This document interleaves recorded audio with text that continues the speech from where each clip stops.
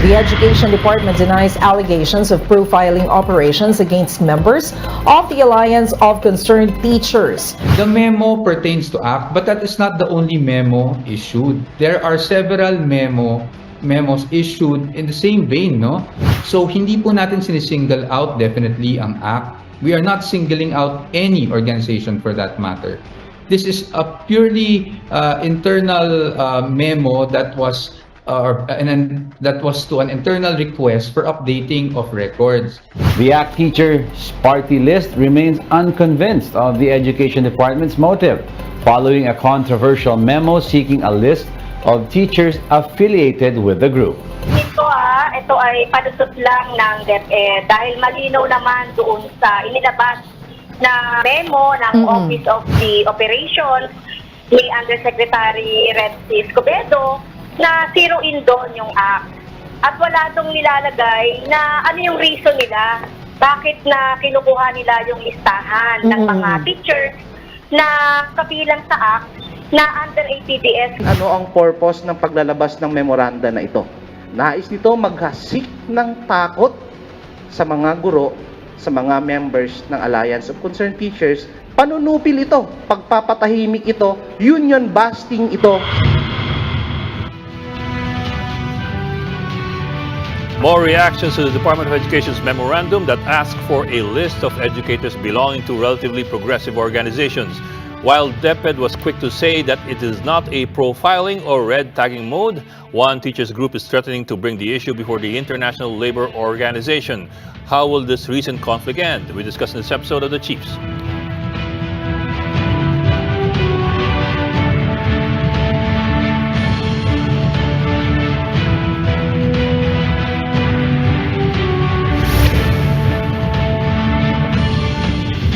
And welcome to The Chiefs. I'm Edwin Gao. With me in the studio tonight, Robbie Alampay of One News. Robbie, tayong dalawa lang. Magandang gabi. We are 50% of the usual Chiefs. What's the big story the past few days? Well, not necessarily big, but familiar name in the news this week. Familiar name, Larry Gadon. Oh, very familiar. Oh, they were very familiar. A lot of people may not have heard from him in a while, at least since the elections, but he's now been appointed, I understand, as advisor on presidential advisor on poverty alleviation. Poverty alleviation, diba? Yeah. Well, we did talk to him last night. He was more sedate last night compared to previous interviews. And we asked him, what do you bring to the table? Ano naman ang sabi niya? Ang sabi niya, marami na siyang karanasan sa pagnenegosyo, sa pagpapaunlad ng bayan. Pero I think with him, I don't know, I wasn't there. Pero ang ano naman kaya, I don't think people will necessarily proceed from qualifications when they discuss Larry Gadon. It's really more about his tenor. He tends to be very aggressive, but then ayun nga, that was before the elections, and as you pointed out, he was more somber. Yeah, and he has tended to issue remarks that some may find fantastic at times. Like even last night during our interview, he was proceeding from the argument that there's a need to fight poverty because after EDSA, the multinational corporations started pulling out of the Philippines. Oh, medyo delikado yung So I said, wait sir, we appreciate the fact that you're saying you have credentials with business and I suppose with the economy, but where are you getting your facts? Because in 1984, 85, 86, we were hitting inflation of up to 50%, and poverty numbers were at 44%, the lowest ever since. Not even these days, not even during the pandemic. And he tells me, you go check your facts. I told him, but sir, these facts come from NEDA and PSA and World Bank. Yeah, and that's another thing, diba? He's a loose cannon, but and he can tend to get not just himself but other agencies and other leaders into the same water as him, diba? Para ito yung sa topic na pag-uusapan natin ngayon din sa DepEd. He's also prone to that. Pagka may mga questions on allegiances and loyalties, he's also gotten himself into those kinds of troubles. Itong mga pinag-uusapan natin, I can imagine, for example, from anti-poverty to talking about progressive groups. I mean, this is the kind of stuff that you look forward to. I won't preempt his term. It's a different position that he has now. And neither am I, but he preempted himself already. Exactly, with every diba? But anyway, He was also saying because Cory released the rebel leaders, and so we went downhill from there. But anyway. Ano pa? Ikaw, anong mga binabantayan natin pabalik-balik? Of course, the certificate of product registration of Pfizer bivalent vaccines was approved by the FDA. I think that's a significant step because after that, what will come next? We will be able to buy bivalent vaccines. Bivalent vaccines. Over the counter. Balita ko. I think I monitored that the new Secretary of Health already got the bivalent shot, if I remember correctly. But this time, for commercial use na. So ano na, sa merkado approved na ng FDA. Oo. That was the big thing last night na hindi nahabol ng maraming balita. That's big, that's significant. Because number one, that means that we don't have to wait in line anymore for the vaccines to arrive and be distributed by government. But of course, number two, that also means hindi na libre. That means tomorrow, or what's the actual timeline? Well, syempre they'll have to bring it in. But the paperwork is done. Okay. But the second thing being nga na hindi na siya libre. You will have to buy it na. So, yun. Anyway, we talk about the controversial DepEd memo up next. The Chiefs will be right back.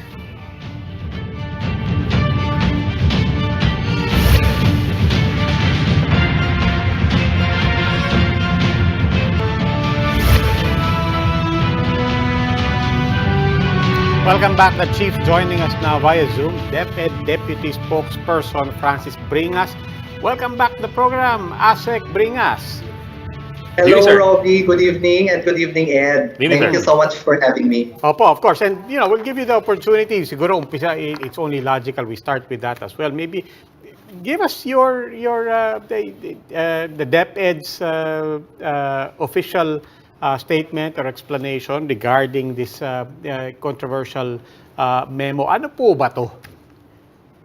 Well, this controversial memo, as you say, is a memorandum that is addressed to several organizations and unions like the APDS, the DTU, and even our own NEU in the department, which is related to the updating of the list of our members, of their members who are availing of the automatic payroll deduction system, which is what we call as the APDS. And this is in connection with our updating and improvement of our HRIS within the Department of Education. So it's actually for the purpose of which is really to centralize and integrate all our human resource information systems, which includes the APDS. That is why the department released this memo to all these organizations. So ito pong APDS, sino po ang mga beneficiary nito? Ang APDS is a system of the department that is used. This is the facility where the private learning institutions, the loans that are remitted to the private learning institutions are actually recorded, including that of the organizational dues or membership dues of several organizations. So this is actually a system which is a facility for remittances. Okay, kasi This is automatic. This is automatic deduction.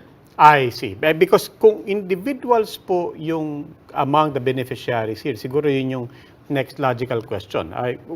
If an individual can qualify for this, why is it important that the updated list essentially come from an organization that he or she is a member of? Why is that particular detail relevant?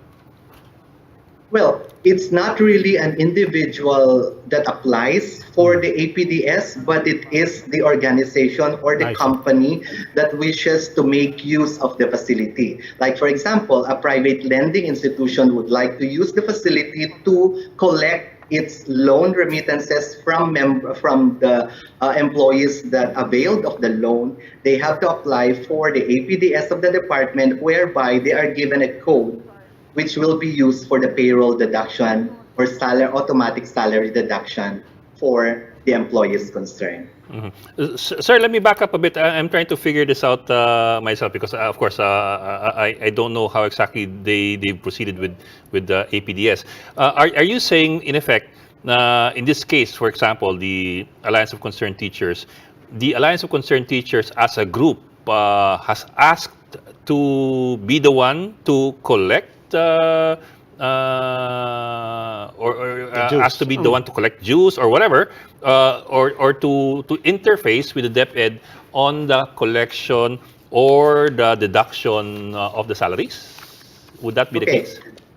That would be the act would enroll in our APDS. The act will be given a code which will be used by our payroll services unit to deduct membership dues from the members that are listed in the billing of the organization.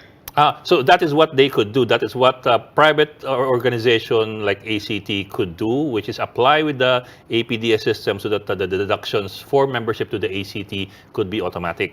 Tama po? Yes, that is actually what they are doing now. They already have a code. For some regions, they already have a code for the deduction or automatic salary deduction of the membership dues Okay. for Pero- the members of the organization. But ultimately, this is, in this particular case, this is an ACT account with the APD system, correct? Yes, Tama po ba yan? you are right. Opo, so at the end of the day, it is ACT as an organization na essentially took out a credit line or whatever you call it, pero sila yung may accountability for whatever money or funds were sourced or credited from the APD, correct? Well, the membership dues goes to the organization, I think, but we are just a collecting agency via or collecting agent via the APDS. Okay. So baliktad po ngayon yung tanong from my earlier question. Kung yung organization, yung personality in effect that has that account, why is it important to have their role of members, the individual names na beneficiaries nila on their end?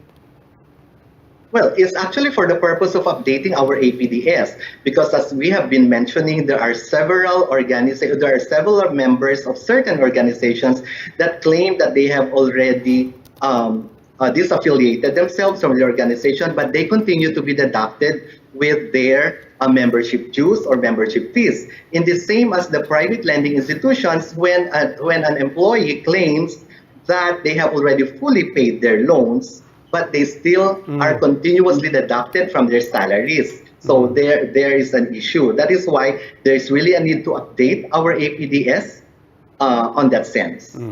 Sir, I think I sort of get already the concept behind it. I hope I'm getting it right, but I think I understand it more or less. But is it correct to say, therefore, that it was ACT that approached the DepEd to be a part of this of the system, and that is why the DepEd is now asking for a list of ACT members who want to be part of the system? Well, like all organizations, ACT enrolled in the APDS, therefore they have a code for the collection of their membership dues. Okay, now. Yeah, so meaning that the list is already with us, but we are simply updating the list so that we can address several concerns of employees who have been appealing to the department for updating of their deductions in their salaries. Now, in that case, let me ask: is that a theoretical or the situation that you mentioned by way of an example of why both needs to have visibility on your end? On the one hand, the organization, on the other hand, individual. It's not really theoretical, as you say, because we have actual complaints coming from. So yung po yung tanong ko. So there are complaints from individuals essentially saying, settled na ako dapat pero parang binabawasan pa rin ako, nag-automatic deduction pa rin ako. That essentially is an example, or is that exclusively the concern na nangyayari? That is an example, specific example of the concerns that we are receiving in the department. even in the regional office for that matter.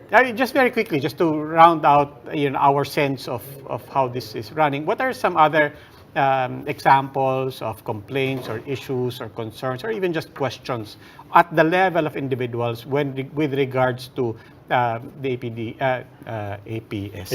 APDS. Yeah, basically it's along that same line, no? Because it's automatic deduction from their salary. Therefore, when they receive their net take-home pay, all deductions are already removed from their salaries. So that when they check their pay slip and there are unauthorized or unwarranted deductions, that is the time that they raise the concern.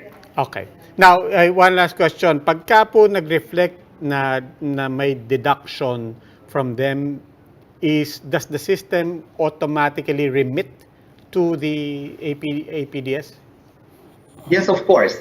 Because when the deduction is credited against a specific code for a certain organization, then the whole amount of the collection goes to the organization. Okay, so ultimately the concern here is nandito tayo sa level ng I mean, it's systemic, it's clerical at worst. There is no imputation naman that nadideduct sa akin tapos bukod sa na hindi dapat na-deduct sa akin, yung nadideduct sa akin, concerned pa ako na baka hindi man lang nare-remit.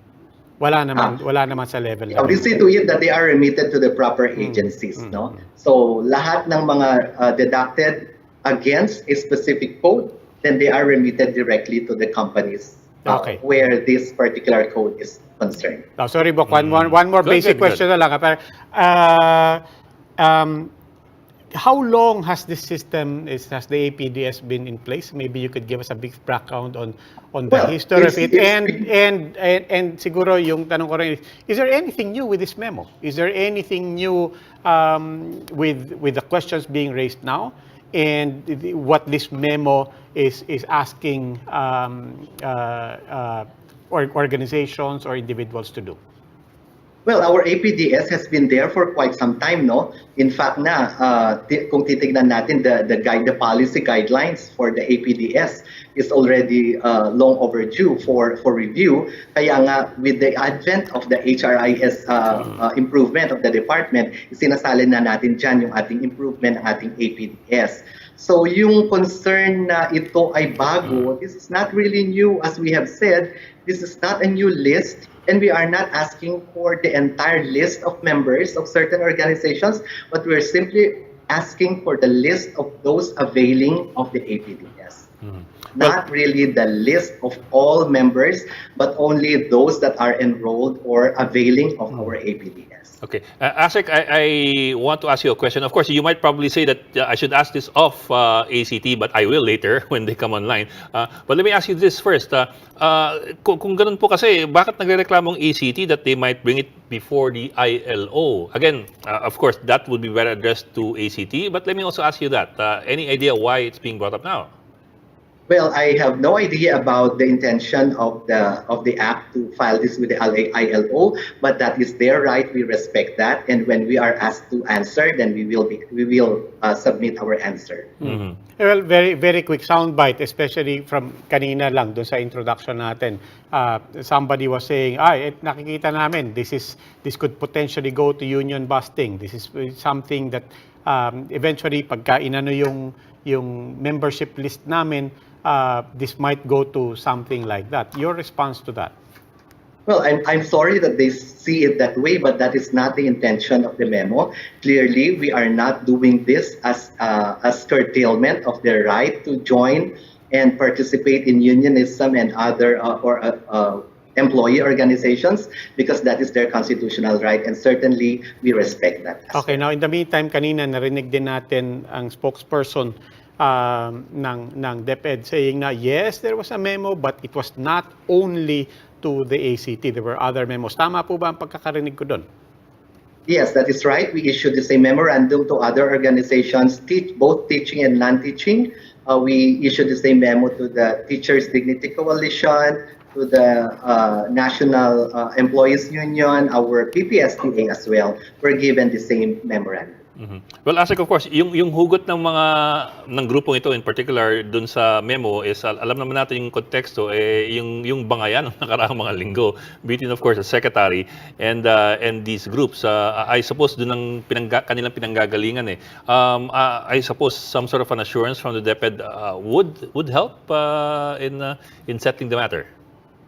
Well, we have issued our official statement assuring all organizations that were given this memorandum that this is not a mechanism or a procedure for profiling members, but this is simply associated with our updating of our APDS and our HRIS. So we assure, particularly the members of the ACT, that this is not in any way a profiling mechanism or a profiling activity because we do not engage in such in the department. Kami naman tayo. Sige. Asek, may change topic tayo ng konti. Kamusta po yung ating review ng K-12 at yung K-10? Well, our K-10 revision has already finished its publication. We are now completing and finalizing the shaping paper, and soon we will be incorporating the comments of the public in our curriculum guide so we can do necessary adjustments, and hopefully by the 3rd week of July we will be ready for its launch. Oh, that's already next month, sir. That's just actually next Yeah, week. 3rd week of July. 3rd week of July. We're just finalizing the dates, but we are looking at the 3rd week of July. Could you give us a sneak preview in broad strokes maliban dun sa 10 versus 12? ano yung mga major Okay, our K-10 revised curriculum covers particularly the reduced number of learning areas in the foundation years, which is grades 1, 2, and 3. And we are incorporating basic foundation skills in mathematics, in reading, and in GMRC in kinder to grade 3. Notably, we will be removing the mother tongue as a separate subject, but we will continue to use the mother tongue as a medium of instruction in grades 1, 2, and 3. So that's basically how it looks like, and then we'll have strengthened competencies, of course, in the 21st century learning skill, 21st century skills for the upper grade levels. So that's basically how the enhancement of the curriculum would look like in its final form. Could you expound on that a bit? Yung qualification nyo sa mother tongue. So early school years, yun pa rin ang gagamitin, no? Because in the curriculum that we are implementing now, we still have mother tongue as a separate subject for grades 1 to 3, apart from using it as a medium of instruction. But in the revised curriculum, we will be removing mother tongue as a separate subject and retain it as a medium of instruction in the grades 1, 2, and 3. Asik, did I get it right? This is already for launch by the 3rd week of July. This is not for further review or approval. This is already launching? Yeah, it's already for launching, Ed, and we are just completing also the policy guidelines on its implementation because we are looking at the 2025 implementation of the new curriculum. 2025 pa. So that's a year and a half from now. Yeah, because when you implement a new curriculum, it comes with learning resources, and we have to develop learning resources that are aligned with the new curriculum. What about the schedule natin ng mga school years? Stable na ba? I ask only because, tagal na akong nagkaroon ng anak at the K-12. Tagal ka nang graduate. Oo, di ba? Graduate na ako eh. But I still have a lot of friends, younger parents than me, and from time to time, it still crops up the question of, mag-a-adjust na naman daw ng school year, mag-a-adjust na naman daw ng schedule. Mamimili ka lang naman, choose your poison eh, di ba? Sabi tatapat sa tag-init o sa tagbaha. Pero nasa na po ba tayo sa schedule? At saka, are we anywhere near to finding some stability in that? Okay, as of now, we are still having our opening of classes for 2023-2024 school year by around August 28 or August 29. So it's definitely not June because we are ending the current school year by July 7. But the reversion or not to June as an opening is still a question. Although we are looking at both possibilities, and if ever we are going to revert to June, it's not going to be abrupt like Yes. next year. Mag-June na tayo, so it's going to be a gradual transition to June opening. And ideally, mga 3 to 5 years yan based on the current structure that we have and based on the laws that govern the number of school days that we need to comply. But we are looking into possible mechanisms by which we can do it at a faster rate. But again, that would consider so many other factors. But whenever we are ready with the proposals, we will let the public know. So pinag-aaralan talaga, pero ganun katagal ang implementation? 3 to 5 years, you said, once we decide. Yeah, when given the current mechanism that we have or the way we implement a school year, so it will take around 3 to 5 years because, as I have said, there are several factors that need to be considered if we are to abruptly change it to June. Like we will be having issues with the proportional vacation pay of teachers who are entitled to a 2-month vacation. If ever mawawala yung 2-month vacation nila, we have to consider may overtime pay ba sila? Do they have service credits or that? Or do we have enough funds to support those overtime pay? So those kinds of factors. Plus, of course, the changes in the climate change. We don't know whether it is summer or rainy days na at this time kasi kahit rainy season na dapat ngayon, medyo mainit pa rin. Baka in 5 years, bumaliktad na naman yung klima. Yeah, kahit summer, umuulan. So, basta ang ating basic principle is kung saan mas less or lesser ang disruption of classes and an environment that is more conducive to teaching and learning. That is the way that we should go. Okay. Asik, one last lang from me. We've talked about this before, itong K plus 10 versus yung K plus 12. But a lot of people will probably be confused na parang K to 10 tayo, tapos nag-K to 12 tayo, tapos mag-K to 10 na naman tayo by 2025.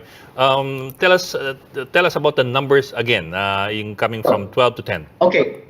Let me just be clear, no? We are not reverting to K to 10 by 2025. We are simply implementing a new curriculum for K to 10 by 2025. Okay. Yung K to 12 law natin is still in effect, although there is a bill in Congress that seeks to amend this particular law. And as of now, we have yet to receive invitation coming from the Basic Education and Culture Committee headed by Kong Romulo in Congress for the deliberation of the proposed bill. And we will be ready to submit our position paper if we are asked to submit. So technically, it is still K to 12, except that yung K hanggang 10 years, mag-iiba yung curriculum. Yes, exactly, Ed. Okay, that's clear. In the meantime, ang tanong ko doon sa 11 and 12, ano po mga adjustments natin dito? Because, one of the things, of course, that people were assessing is whether or not one of the objectives of shifting to K to 12 is being met. That is, in particular, the employability of people immediately emerging from senior high school. There have been a lot of assessments already, and even the private sector voicing their concerns about this. Ano po mga interventions at the level of 11 and 12? Okay, in the senior high school, that's grades 11 and 12, we actually have formed a task force, a senior high school task force in the Department of Education that seeks to review the implementation of the senior high school. Because we have learned also from, like you mentioned, several studies from third-party organizations that tells us that our graduates are not really employable after grade 12 or after graduating from senior high school. That is why it necessitates the review, its implementation, so to see that we need to look into the offerings of the senior high school and how it is addressing or responding to the needs of our labor market and our industries. So we are looking into this, and this task force is actually a task to submit its report a year from now and see how we can really adjust and streamline and improve the implementation of the senior high school. Pero doon lang po, doon sa task force, are they looking specifically at mismatch, for example, between the job market and what our young people are taking up, or is it in fact ultimately a quality problem? Well, we are looking at, among others, your mismatch, and we are looking also at preparation of our graduates in really taking specializations in senior high school that would match their skills and that would match their preferences for a college degree. So we are looking in all these aspects of the program. And of course, hindi mawawala dyan yung sinabi mo, there's a quality of the competencies and quality of education that we provide in the senior high school. Okay. Asek Bringas, maraming salamat po. Thank you po, Asek. Thank you so much, Robbie and Ed. Education Deputy Spokesperson Francis Bringas. Next, let's get to the other voice, another voice in the issue that we had discussed earlier on with Asek Bringas. We will speak with the Alliance of Concerned Teachers after the break. Please stay with us. The Chiefs will be right back.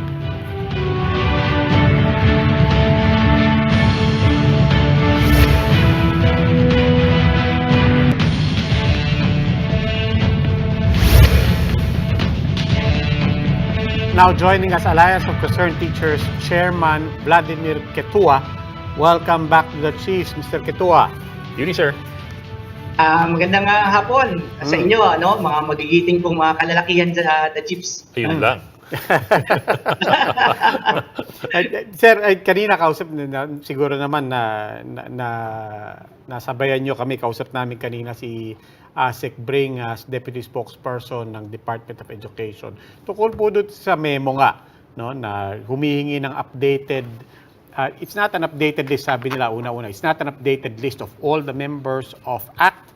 They're saying we want an updated list of ACT members who also happen to be enrolled with the automatic payroll deduction system ng Department of Education. And bottom line, they're saying there's nothing new here. This is business as usual. They also say the ACT ang nag-enroll sa system na to para may automatic deduction para sa mga miyembro nyo when it comes to membership dues sa ACT. In other words, this is a system that you availed of. So far po ba tama itong pagkakaintindi namin?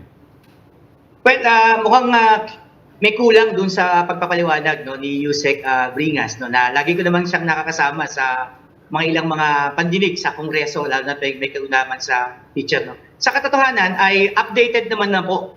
Sa katotohanan, buwan-buwan updated naman po yung tinatawag na mga teachers na nag-a-avail nung tinatawag na automatic payroll deduction scheme o system.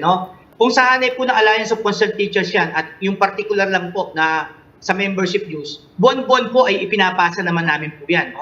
Sa totoo lang po, ay 3 regions ang meron kaming APDS, kasi sila yung tinatawag na accredited. Hindi ko lang alam kung inabutan ko yung discussion, ayaw ko kung pinaliwanag ng DepEd kung paano ba ang pagkakaroon ng tinatawag na APDS kung ang kukunin po nila ay usapin po ng aming monthly dues. Baka pwede pong ipaliwanag ng mabilisan lamang. Hindi po ito katulad ng pag nangutang ka, mag-a-apply talaga ang lending institutions doon sa APDS ng regional office ng DepEd para si mismong si DepEd ang maniningil.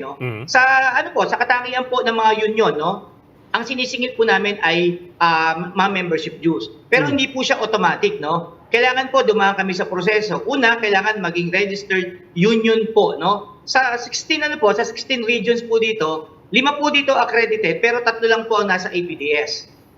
So, ibig sabihin, yung lagpas po sa 3 nito, talagang hindi nila makukuhanan ng APDS kasi hindi naman po sila entitled, Kaya nga po kanina pinakikinggan ko, hinihinga nila yung ilang mga sinasabi nilang organisasyon. Alam din nila mismo na hindi naman sila na bahagi o pwedeng kuhanan ng tinatawag na APDS kung ang pinag-uusapan ay organisasyon. So in short, nakakatawang isipin, na una, hindi naman bahagi ang ibang organisasyon. Talagang sinolo flight o talagang solely para lang sa AKIT. Pangalawa, no need na kailangan maglabas pa ng isang, actually, ang tawag nga namin dito, internal memo Sa totoo lang sir, mga nanonood nating mga kabayan, June 14 ito inilabas at nakita na lamang later sasabihin ng DepEd, hindi, meron naman kaming inilabas na na ilang mga memo din sa ibang organisasyon. So that's too late actually para lang mapagbigyan at masabing ito naman ay hindi para sa So way back sa discussions So meron po ito updated na po kaya tingnan namin hindi na kailangan ito maglabas pa. ng ng isa pang memo. No, now, anong pagtingin natin dito? Ito na, no, lalabas na yung katotohanan, no, na sa totoo lang ito ay nagdulot, no, ng kalituhan, unang-una, ng takot sa mga susunod. Kaya tingin niya namin dito at is a plain intimidation, harassment, and violations, no, sa aming karapatan lalo sa pag-oorganisa. And also, tinitingnan din namin yung usapin po ng Data Privacy Act. Yan po actually, no, yung pinag-aaralan ng aming mga lawyers hinggil dito. Okay. Sir, sige po. Sige, one basic kasi sinabi nyo nga po, updated naman hindi namin alam bakit pinapaulit yung updating. Tama po ba yung pagkakaintindi ko? But Tama po. Buwan-buwan po, literal po, buwan-buwan pong updated, lalo na dito sa NCR. Okay, so hindi issue yung updating. Hindi issue yung updating the list of members of ACT members who are also dinididaktan para sa membership dues. Hindi issue yung updating dito. Exactly po. Ang issue dito, yung mismong pagsisingle sa act, na kung saan ikaw ba ay member, ikaw ba ay nag-a-avail ng APDS, may chilling effect po kasi yun essentially. Okay, sige. Pero sir, kasi, let me take it from the point of view na bringing up kanina ni Asek Bringas. Ang sinasabi kasi niya, to begin with, mga miyembro naman ng APDS itong hinihingan nila ng listahan, o yung listahan hinihingi nila, mga miyembro na ng APDS. So, therefore, there's nothing to fear kasi to begin with, they already are part of the system. Hindi kabuuan ng ACT. Yun yung isang sinabi ni Asek. Yun po sinasabi niya. Ng ACT. And also po, ito po yung memo, sir. Ito po kasi yung memo eh. Ang nakalagay sa memo, this office requests submission of the list of teachers affiliated with ACT who are availing of the department's APDS. In other words, ang hinihingi lang po nila ayon sa kanya at sa memo, ay lista ng mga miyembro ng ACT na kasalukuyan pong kabahagi. Pasok sa APDS. Pasok doon po sa APDS. Maganda yung tanong, no, Sir Ed. No? Actually, napaganda nga ng tanong eh. Actually, ang tanong nga namin sa DepEd, bakit nakapartikular lang sa kasi kung ako ang DepEd, ito yung susulat ko na memo eh. To all teachers o submission of the list of all teachers who are availing automatic payroll deduction system. Hindi ba ang gandang tingnan? Ibig sabihin, naniniwala tayo na dapat naman talaga na updated. Wala tayong problem sa usapin ng updating the APDS kasi totoo naman talaga na maraming teachers na lalo na sa usapin ng GSIS na nagbabayad siya pero hindi po talaga siya nakakabayad, no? Pero ang malaking usapin dito, bakit nakapartikular lamang doon sa ACT Union Affiliated Teachers? Ibig sabihin, no, tingin namin dito, hindi pa yung kabuuan ng APDS, no, kundi yung particular na nag-a-avail ng aming membership dues. Kasi katulad na nga po na sinabi ko kanina, parang sinasabi, sino ba member dyan ng union na nag-a-avail dyan? Hindi pa isa yung tipong lahat ng teachers, sino ba kailangan mag-avail na lahat ng mga APDS, lending man yan, mga legal na bayarin, etc. etc. Hindi po ganun esensya nun eh. Ang esensya nun ay pagpapartikular, no, sa mga ACT member lamang. Pero tama po ba pagkakaintindi ko na may sistema dito, yung APDS? Ang pagkakaintindi ko po sa and I may be wrong, I don't want to misspeak for Asek Bringas or the DepEd. Pero pagkakaintindi ko is, una, ang sabi ni Asek Bringas, oo, itong particular memo was specific to ACT, but there were other memos at marami siyang binanggit pang ibang organisasyon. Teachers Dignity Coalition. Diba? May binanggit siya iba. Pa. Secondly, sa pagkakaintindi ko, ito ay nakatuon sa bawat organisasyon because the ones enrolling under the APDS are the organizations, not the individuals. Tama po ba yun? In which case, I can tend to see some logic in that particular, na yung memo is, in effect, it is specific to each organization because each organization is the personality that enrolled with this so that you could facilitate your interaction, specifically the collection of dues, with your members. Yes. Ganito yung logic, no? Actually, yun nga yung nahanap namin. May flaws ng logic technically eh. Una, ang pwede lamang po mag-avail nung tinatawag na APDS, organizationally, ay yung tinatawag na accredited union. Hindi po automatic. Kahit po yung mga binanggit nilang mga teachers organisasyon na yan, sasabihin nila, bakit nyo kami hiningan? Hindi naman accredited. Ang accredited ay ACT lamang. Kasi po, sa batas po, isa lamang ang tatawagin nating SENA. Kung sa ano po yan, kung sa private po yan, meron tinatawag na nag-iisang union. Sa amin po, tawag ay SENA, Sole and Exclusive Negotiating Agent. So, sa isang region po, isang union lamang ang pwedeng mag-represent no, sa isang particular na region. Sa kaso po ng karamihan po dyan, ay, lalo na sa NCR, Region 6 at Region 11. Yun yung binabanggit ko. Ngayon, binabanggit yung tanong na kanina, no? Actually, dapat sila ang maglinaw nito, no? Bakit organisasyon lamang ang kailangang maayos sa APDS? Samantalang may issue sa Manila teachers, may issue sa GSIS, hindi ba pwedeng banggitin na lahat ng teachers, ayusin natin ang APDS at dapat hindi po ibinibigay ito sa organisasyon kasi ang nag-a-avail lang po sa ang binibigay lang po ng karapatan para sabihin yung organisasyon, no, at saka yung DepEd. Nasa DepEd po ang listahan kung sino nag-a-avail So, imposible, napaka-tedious naman na isa-isahin mo yung mga teachers. So, pwedeng pag-usapan na lang yan ng mga DepEd, no, internally. Sino ba? DepEd, Region 3, Region 4A. Sino ba yung mga nag-a-avail dyan ng APDS in general? Pero kung may organisasyon na ipa-particular, sino nag-a-avail ng APDS of their membership dues, no, may problem na malaki doon. Kasi nga, sabi ko nina, ay tanging accredited lamang ang pwedeng magbibigay o meron talaga ng APDS. Well, sir, actually, sir, we do understand and recognize kung saan ang inyong punto de vista dahil nga medyo nagkakaroon ng iringan in the past few months sa pagitan ng DepEd Secretary mismo at ng inyong grupo. So, of course, we do understand na siyempre may mga concerns pagdating sa ganyan. Pero sir, moving forward po, so anong balak ninyo? Ano nang mangyayari ngayon? Well, ito, actually, bago pa ito, no, tayo ay nanghingi na, no, ng mga legal advice. Actually, galing tayo sa Commission on Human Rights, no, nung isang araw lamang, no, galing din tayo sa Civil Service na sila mismo ay natatawa, no, at in fact naglabas diyan ng official statement ang Commission on Human Rights, no, at tutulong diyan ng Civil Service. Kahapon lamang, no, ay lumapit tayo kasi nandito ngayon ang Director General, nabanggit ito kanina ni Sir Ed, no, si Sir Gilbert Hombo, siya ay Director General ng ILO. Matatandaan po natin, nandito rin sila, no, way back January hanggang June. Ito yung tinatawag na high-level tripartite mission. At nagsumbong tayo dito, no, sa mga tuloy-tuloy na violation sa pag-union. Yung pinaka-recent, yung pinasa namin kahapon ay siyam. Yung ipinasa namin na, sa kay Director General. At yung unang 6 dito ay tungkol sa red tagging, yung tuloy-tuloy na pagpunta sa mga leader namin. At ako mismo, nagpuntahan sa sa eskwelahan ko noong May 2, no. Yung 7 hanggang 8 dito ay tungkol po sa nagaganap na sa Central Luzon at saka sa Bicol. At yung pinakahuli, yung pang number 9 po, ito nga pong profiling. So, pero sir, anong magiging repercussions ito doon sa inyong ugnayan doon sa APDS? In the end, will that affect your relationship?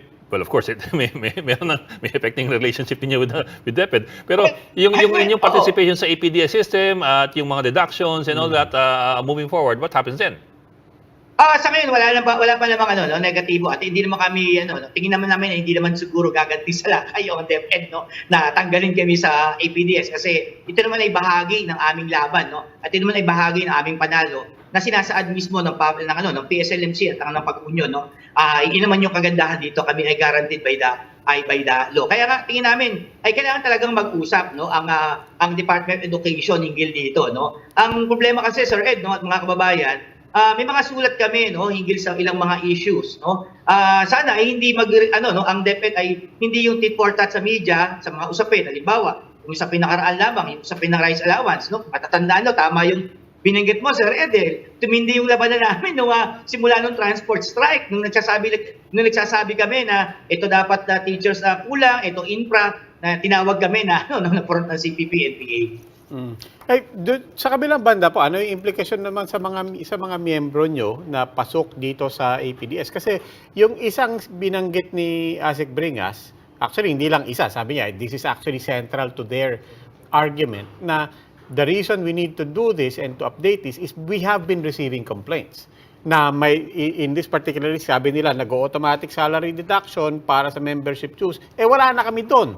And so they're saying na dapat tigil na yung namin. And in that case, yun yung isang central argument nila. Now, kaakibat doon, we want to ask also, how important is the system? Do you have any other options except to be under the system, given, of course, we understand, medyo malaki-laki rin yan. Marami rin kayong mga miyembro, hindi rin naman ganun kadali. Di ba? Parang, unang-una, may options ba kayo other than the system in terms of collecting membership dues? And then at the same time, kung hindi kayo pasok sa sistemang to, what assurance can you give your members na hindi mauuwi ito sa mga kaguluhan, sa mga kalituhan sa sistemang ganito na baka nga naman wala na dito, hindi na natin membro tapos nag-automatic deduction pa tayo. Sige, unahin ko muna yung huling tanong, sir. No? Tunayan, kami ay nagpapasalamat no, sa ilang mga regions, no? At dulot na rin ito ng panalo no, ng ating mga union sa baba. No? Region 3, Region 6, Region 11. Ito na yung produkto ng ating collective negotiation agreement na ang Department of Education ang tutulong sa paninigil namin. No? Tingin naman namin na hindi naman aabot dun sa usapin na yun. No? Siyempre, kung tatanungin kami, meron ba kaming ibang paraan? Ayaw kasi namin na kami ang maningil sa mga membro namin kasi alam naman natin, iba din ano, ang mga katangian pag nasa loob ng organisasyon. So, mas mainam siguro para transparency na rin, no, kailangan yung DepEd para makita na rin kung sino ba yung, yung aming mga lihitimong mga membro. Totoo naman talaga na mayroong ilang mga, siguro particular ko, mga lending institutions, ano, at alam ng DepEd yan na talagang hindi nakakabayad pero nagbabayad ang teacher.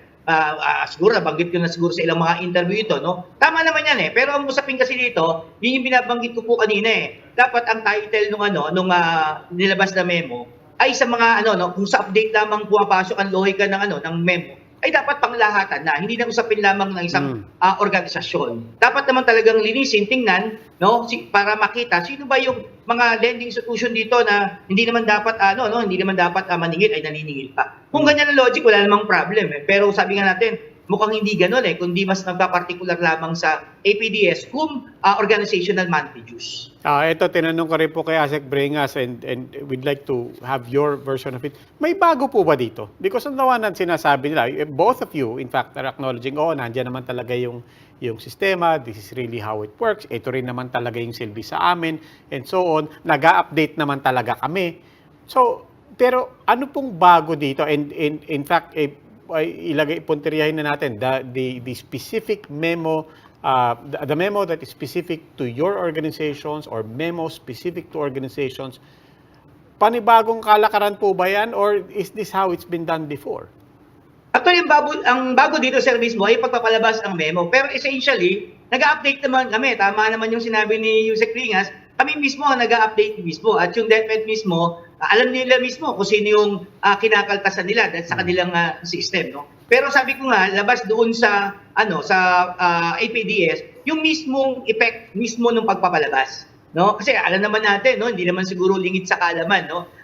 May mga naganap ng profiling sa hanay ng Alliance of Concerned Teachers. Nabanggit naman ito ni Sir Ed kanina. Naalala nyo, 2018, ilan ang profiling na naganap sa amin, ilan ang interference sa mga eskwelahan, ilan ang naaresto, ilan ang ginawa ng kaso. Yun yung nangyayaring bago sa hanay ng mga kaguruan. At ang kaibahan dito, DepEd mismo yung tingin namin sino ba yung mga membro, may may epekto yun essentially, no? So hindi lamang sa usaping technical na may bago ba dito. Tingin namin mas ang bago dito ay yung epekto mismo ng memo na ito. Nung memo mismo. Kasi gaya nga nang nabanggit ni Bok, hindi naman natin pwedeng isang tabi lang o magbulag-bulagan sa iringan. Specifically on the part of so that's part of it. Some people will say it's an unfortunate part of it. Some people will say there's nothing to it. But the reality is it's there. But putting that aside, I just a very basic understanding. Ibig sabihin nyo, kahit hindi lumabas tong memo na to, sa totoo lang, lahat ng hinihingi ng DepEd, mangyayari rin. They will still get an updated list. They will still be able to identify to which organizations these dues are going. And so makukuha rin nila both on the level of the organizations and on the level of individuals. Yes po. At in fact, nagbibigay kami. Kung sa accredited union, nagbibigay po kami ng updated financial report, no? At alam din nila kung sino aming kinakaltasan. Katulad kanina, no, kung naiwanan ko isang tanong kanina, no. Sana hindi naman meron din naman talaga nagpapatagal. At siguro ang kaibahan lang talaga namin sa ilang mga agency o lending agency, pag ayaw na sa isang inuutangan, inuutangan dire-diretso pa rin yung kaltas niya. Sa amin talaga namang mayroong voluntaryong pagpasok, may voluntaryo ding pag-alis, no. Kaya nga may proseso sa amin at alam mismo ng DepEd diyan, no. Pag si teacher pag umaalis na siya sa organisasyon, kailangan niyang sumulat lang sa amin at kakausapin lang namin yung mga leader namin at voluntaryo din naman siya makakaalis. No? Kaya hindi totoo na kung sa hanay namin yan ay tuloy-tuloy pa rin ang paniningil sa kabila ng ayaw niya na. Hindi po totoo yan. Okay. Mr. Ketua, maraming salamat po. Thank you, sir. Thank you po. Thank you po. Chairman po ng Alliance of Concerned Teachers, Mr. Vladimir Ketua. And that's it for the Chiefs. We hope what was discussed will keep the conversation going. Ako po si Robbie Alampay. I'm Ed Lingao. We are One News, all sides, all the time.